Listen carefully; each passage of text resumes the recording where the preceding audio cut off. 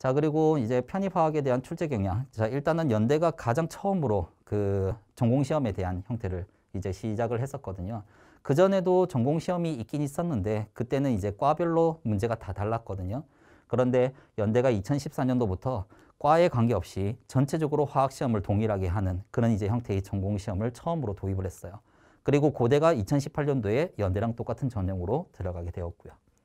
자, 그러면 일단은 연고대에 대해서 여러분들한테 얘기를 해드리면 일단은 처음 했을 때 2014년도 했을 때 그때는 2014, 2015년도가 난이도가 좀 약간 높았습니다.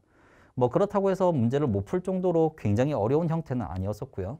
자, 그런데 뭐 일단은 보통 전형을 처음 시작하면 그때는 좀 약간 문제를 좀 쉽게 출제하는 경향이 있는데 그거에 관계없이 전형 처음 시작한 거 치고는 난이도가 좀 높았다. 이렇게 이제 볼 수가 있습니다. 자, 그리고 2016, 2017에는 난이도가 또 대폭 하락했었거든요. 이때는 그런 말까지 돌았어요. 한 문제 틀리면 불합격이다. 이런 얘기도 있었거든요. 그래서 그만큼 난이도가 좀 많이 떨어졌었습니다. 자, 그리고 2018, 2019는 난이도가 진짜 정말 최정점을 찍었습니다. 정말 어려웠었거든요. 특히나 2019 같은 경우에는 서술형 문제에 대학원 전공 문제를 내버렸어요. 그러니까 학생들이 거의 다 손도 못 댄 그런 이제 형태들도 있었고요. 그렇기 때문에 2019는 진짜 난이도가 정말 진짜 헬이었다. 역대급 헬이었다. 이렇게 볼 수가 있고 2020하고 2021은 또 난이도가 이렇게 많이 또 하락을 했었습니다. 자, 그래서 제가 연대를 이렇게 쭉 이제 봐오니까 저는 뭐 여러분들 이 시험이 연대 시험이 바뀌기 전부터 제가 연대 편입하고 연고대 편입을 담당했던 사람으로서 이제 전체적으로 전형 바뀌면서 전체적으로 제가 이걸 난이도라든지 이런 이제 형태의 트렌드를 보니까 일단 연대는 2년 주기로 난이도가 이렇게 조금 약간 엎치락뒤치락 하는 형태를 볼 수가 있고요. 자, 그리고 고대 같은 경우는 2018년도부터 연대랑 똑같이 전형을 바꿔서 진행을 하고 있는데 고대 2018년도는 난이도가 또 낮았어요. 처음 시작해서 그런지 일단 전체적으로 난이도를 좀 약간 낮게 잡아가지고 했는데 그때 이제 난이도가 낮으니까 학생들이 시험을 되게 잘 친 거죠. 2018년도에.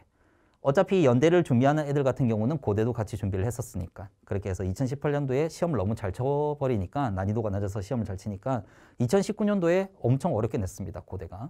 그렇게 해가지고 이제 전체적으로 학생들의 성적이 훅 떨어지니까 그렇게 하고 그 다음에 2020년도에 또 난이도를 또 많이 낮췄고요.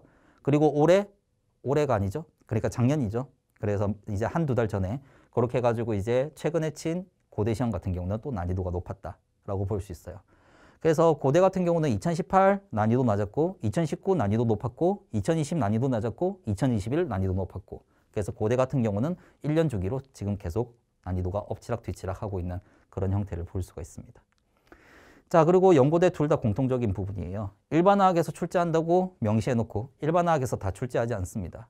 일반화학에서도 많이 출제를 하지만 그런데 이제 대략적으로 비중으로 따지면 이제 적을 때는 한 20%, 많으면 한 30% 정도까지 그렇게 해서 전공화학에서 문제를 내거든요.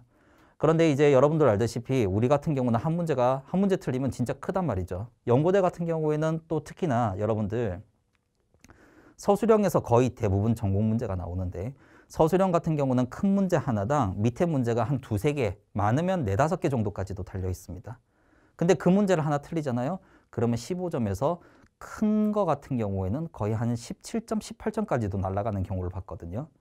그러니까 한마디로 우리는 서술형 문제에서 전공화학이 나올 수 있는데 그 문제를 우리가 몰라가지고 틀려버리면 그러면 거의 어떻습니까? 15점 평균적으로, 맞죠? 그래서 거의 100점 만점에 15점 정도가 날아가 버리는 그런 형태를 볼 수가 있어요. 그래서 그런 부분에서 이제 불합격을 당하는 학생들도 덜어 있습니다. 그래서 어쨌든 우리는 일반화뿐만 아니라 전공화학도 꼼꼼하게 공부를 해야 된다는 거. 그죠? 자.